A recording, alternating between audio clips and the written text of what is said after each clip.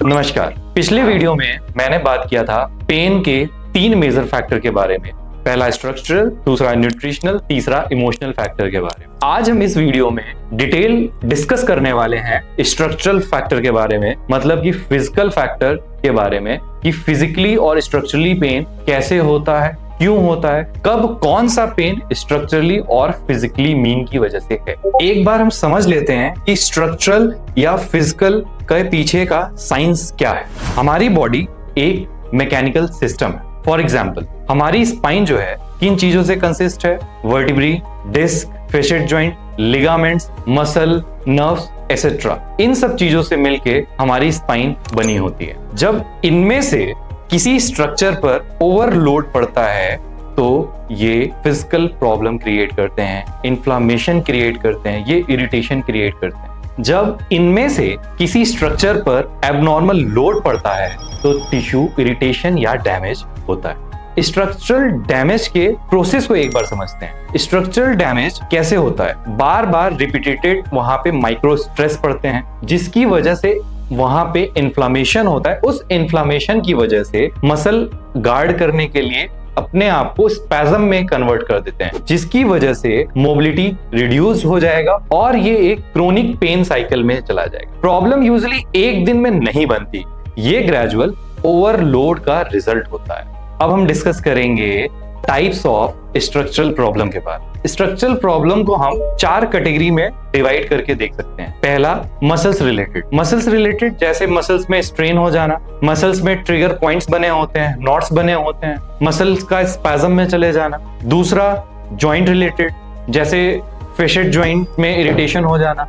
Osteoarthritis हो जाना, cartilage का वियर टियर हो जाना। ऐसे केसेस में पेन स्पेसिफिक मोमेंट्स पे ज्यादा होता है। तीसरा, डिस्क रिलेटेड, जैसे डिस्क हर्निएट कर जाना, डिस्क बल्ज हो जाना, डिस्क का डीजनरेट हो जाना, ऐसी कोई डिजीज जिसमें डिस्क डीजनरेट होने लगती है, तो ऐसे केसेस में ज्यादा पेन हमें झुकने पे हो सकता है या प्रोलॉन्ग सिटिंग, ज्यादा देर बैठने की वजह से होता है, खांसी करने की वजह से, कफिंग, स्नीजिंग, इन सब समय पे ये पेन हमें बढ़ा हुआ मिल सकता है। चौथा, नर्व कंप्रेशन की वजह से। स्लिप डिस्क जो है नर्व को कंप्रेस कर देता है, या तो फोरामिना का नैरो हो जाना, जिससे कैसे पता चलते हैं कि ये हुआ?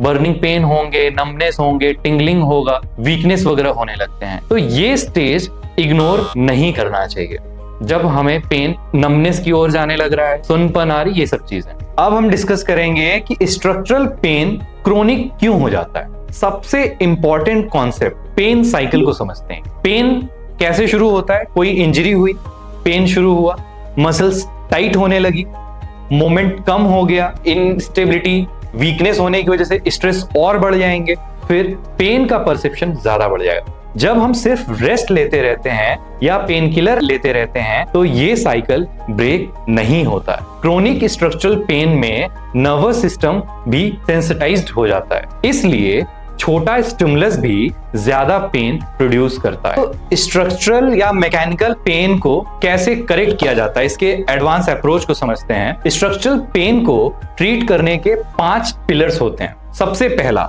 एक सही diagnosis, accurate diagnosis. Clinical examination के माध्यम से उनके मूवमेंट को असेस करेंगे, पोस्चर को एनालाइज करेंगे और जरूरत पड़ने पे हम इमेजिंग वगैरह करा लेंगे, जैसे सीटी स्कैन, एमआरआई, एक्सरे, ये सब चीज। दूसरा, लोड मैनेजमेंट को कम करेंगे, जैसे इन्फ्लैम टिश्यू को टेम्पररी रेस्ट देना है, लेकिन कंप्लीट इनएक्टिविटी नहीं देना है, क्योंकि मोबिलिटी इज मेडिसिन। तीसरा, मोबिलिटी को रीस्टोर करना, जैसे जेंटल मूवमेंट्स कराते रहना है, जॉइंट्स मोबिलाइज कराते रहना, सॉफ्ट टिश्यू को रिलीज करना, इन सब चीजों के माध्यम से। चौथा, स्टेबिलिटी एंड स्ट्रेंथ प्रोवाइड कराना, कैसे? कोर स्ट्रेंथनिंग के माध्यम से, ग्लूट्स के एक्टिवेट करके कर सकते हैं, स्कैपुलर की स्टेबिलिटी को हम बढ़ा के कर सकते हैं, क्योंकि स्ट्रॉन्ग मसल्स मतलब एक प्रोटेक्टेड स्पाइन।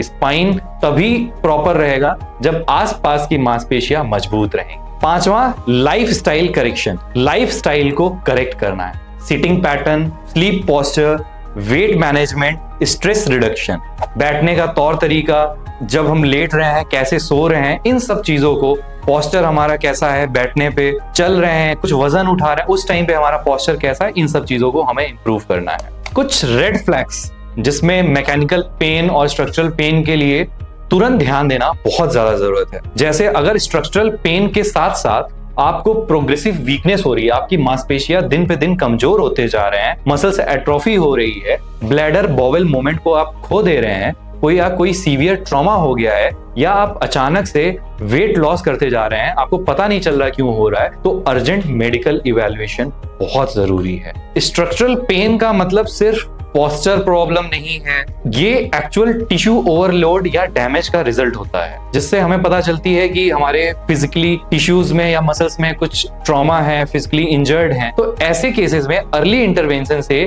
80 से 90% केसेस में सर्जरी के बिना पेशेंट को ठीक किया जा सकता है। ऐसे केसेस बिल्कुल सही तरीके से एक प्रॉपर गाइडेंस के थ्रू हम इसे क्योर कर सकते हैं। तो हमें एक्चुअल पता होना चाहिए कब हमारा पेन स्ट्रक्चरल है, कब हमारा पेन दूसरे फैक्टर्स की वजह से है।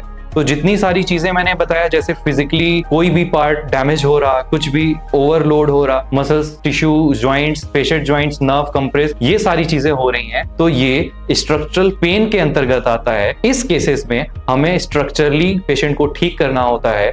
जैसे उनकी डिस्क दबी है तो उनकी वो डिस्क का दबाव वहां पे कम करना होगा, नर्व कंप्रेस हो रही है तो वहां के सराउंडिंग्स के चीजों को ठीक करके नर्व के कंप्रेशन को रिड्यूस करना होगा। जैसे घुटने में ज्वाइंट स्पेस रिड्यूस्ड हो रहा है तो वहां पे हमें ज्वाइंट स्पेस को फिर से एक्टिवेट करना होगा, नी की स्टेबिलिटी को बढ़ानी होगी। तो इसलिए स्ट्रक्चरल पेन को पहचानिए। स्ट्रक्चरल पेन के लिए आप हमसे संपर्क करें। नेक्स्ट वीडियो में हम डिस्कस करेंगे कि न्यूट्रिशन की कमी की वजह से भी हमारा पेन हो सकता है। हमने अदर ट्रीटमेंट्स कर लिए, अदर चीजें कर ली, बट कुछ हो सकता है न्यूट्रिशन की वजह से हमारे पेन नहीं ठीक हो रहे हैं, उसके बारे में डिस्कस करेंगे। बने रहिए हमारे साथ अगले वीडियो के लिए।